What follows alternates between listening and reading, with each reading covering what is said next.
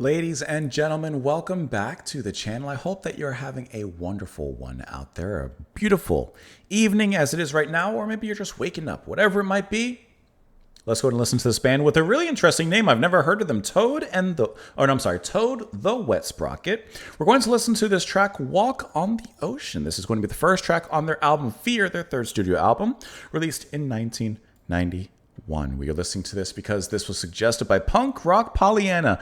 I love your name, Punk Rock Pollyanna. It just rolls off the tongue really nicely. You said that you just love this band and this is your favorite album from them. Although you own most of their albums, it seems. But you said that this is your favorite album from the band. So I'm just choosing the first song off of the album. That's how we got here. So that's what we're going to do. Walk on the Ocean is what we're going to do. Like I said, I've never heard of the band, but let's go ahead and take a walk with them. Will we sink or will we swim? Let's find out. We spotted the ocean at the head of the trail. Where are we going? So far away. Somebody told me this is the place where everything's better and everything's safe. Walk on the ocean, step on the storm. I like the twinkling of the piano with the accordion or violin.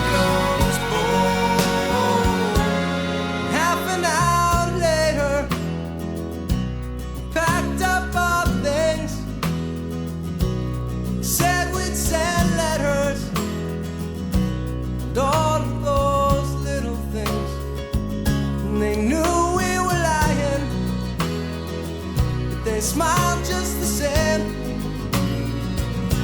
Seemed late already. Forgotten we came. Could also be harmonic. Walk on the ocean. Step on the storm. I love that. Flesh becomes water. Wood becomes bone. Walk on the ocean. Step on the storm. Flesh becomes water. Wood becomes bone.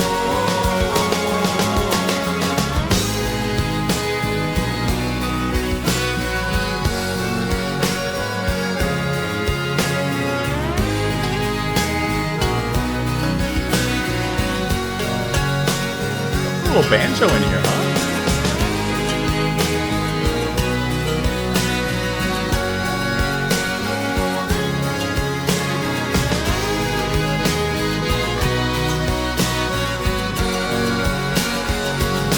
Now back at the homestead, Love that where the bass. air makes you choke, and people don't know you. Trust is a joke. Don't even have pictures, just memories to hold. Grow sweeter each season as we slowly grow.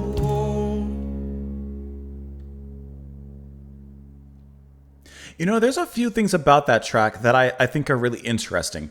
Can I say, the first thing is this is one of those kind of mid-rhythm, mid-tempo, I should say, kind of emotional tracks. To me, this just breathes of nostalgia. This breathes of looking back on fond memories from when you were maybe just a little bit younger, and maybe like some cool trip that you took with your parents, or some memory that holds a lot of love and special emotion to you. That's what this feels like to me. This feels like looking back at that in days gone by.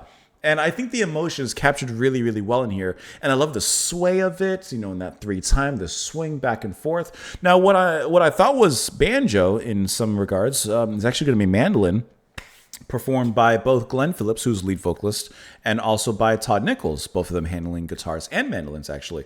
So that's actually really cool that you have that instruments and that kind of light touch of a stringed instrument involved in here in that sway. And especially when it moves into the chorus, you hear what I think is the tickling of pianos, but very, very well could be actually mandolin. And I am now leaning more towards the mandolin just with this knowledge. And I think that that's such a nice sound. It's almost like, this is actually perfectly what I'm thinking. You know how in a TV show, when a character's having a flashback, there's that very stereotypical sound, that like harp sound that draws them back.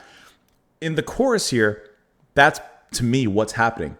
That way that they play the mandolin, it kind of tinkles back and draws the character back to that place, back to that specific nostalgic memory. And I think that that's a really cool, I don't know if that's what they're going for, but I think that that's a cool device to use to kind of walk us down memory lane there. Glenn Phillips, like I said, lead vocalist. I like how he has and he carries that emotion very well. He carries a certain weight. There's a certain sadness, I think, in his voice, but also a certain happy that it happened. Sad that it's gone, happy that it happened and that it occurred. You know, better to love than, wait, what's the phrase? Better to love and have lost love than to lost and have love. Better to love and lost than to never loved at all. That sounds better. And then, I guess because of the name of the track, Walk on the Ocean, I can't help but notice Dean Dinning on the bass and keyboards. And his bass line, to me, kind of sounds like the bobbing up and down of an object floating in the ocean, of walking on the ocean. I cannot help but think about that as he's playing. Just a nice kind of emotional track, and some strings here and there. What I thought was accordion could very well be harmonica. They have kind of a simmer timbre. I don't know, but it's a nice track. We spotted the ocean at the head of the trail. Where are we going so far away? And somebody told me that this is the place where everything's better and everything's safe. So he's with someone. They get to the end of this trail, and the first question is, where are we going so far away? Like, we are going to be crossing or making this journey. But where are we going? The question wasn't, do we turn around or, okay, let's change paths? No, we're going across the ocean. Metaphorically, of course, I would imagine. Walk on the ocean, step on the stones, flesh becomes water, wood becomes bone. And half an hour later, we packed up our things, said we'd send letters, and all of those little things. And they knew we were lying. And they smiled just the same. It seemed they'd forgotten already where we came. Okay. So this is like when you make plans with someone you just met and you really like them. You're like, oh, we got to get together soon. Maybe like you call me, I'll call you. And then that never happens, right? So it's almost like there's maybe betrayal is too strong of a word, but there's empty promises. And all those words you said, they said all these letters that they said they would send. They knew that it was under false pretense and they would never reconnect. Repeats the lines again.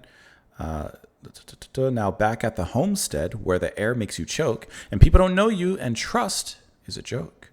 Don't even have pictures, just memories to hold. Grow sweeter each season as we slowly grow old.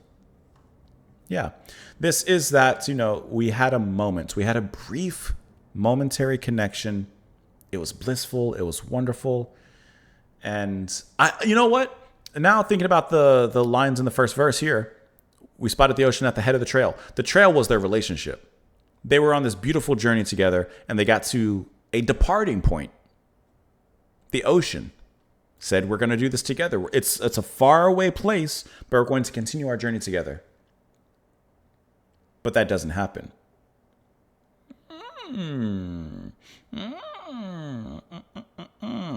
Flesh becomes water. Wood becomes bone.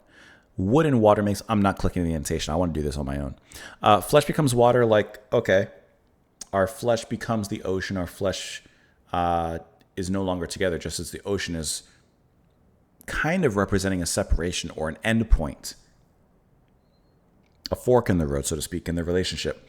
Wood becomes bone. Wood, in this case, makes me think of a boat, which they would use to cross the ocean and to continue the journey. But this wood becomes bone. What would carry them across the ocean becomes, in this case, in my opinion,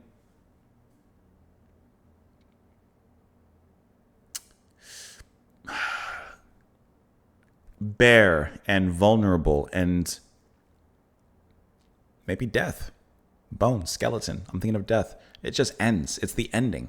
No more flesh, right? Flesh becomes water. Wood becomes bone. It's disintegrating. It's done. It's over. Kaput. Capiche. It's done. Oh, let me look at the Wikipedia article. I had it open here really quick.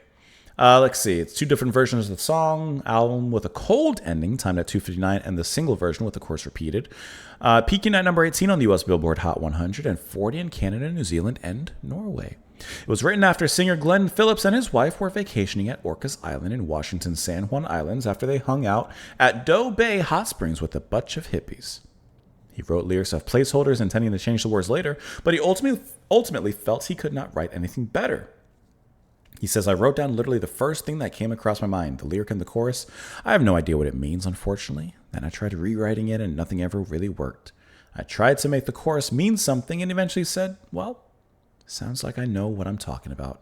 So we just left it as is. It was the least conscious, least crafted lyric, he said. So in other words, I'm digging and finding bones, basically. Well, a dog finds a bone. I'm digging and finding bones. It's a nice track. Let me know what you guys thought of it, of course, in the comments below. I hope that you enjoyed it. Punk Rock Pollyanna, thank you so much for the recommendation. Thank you. I just like saying your name.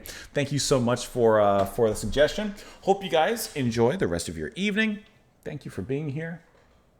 I'll see you all later.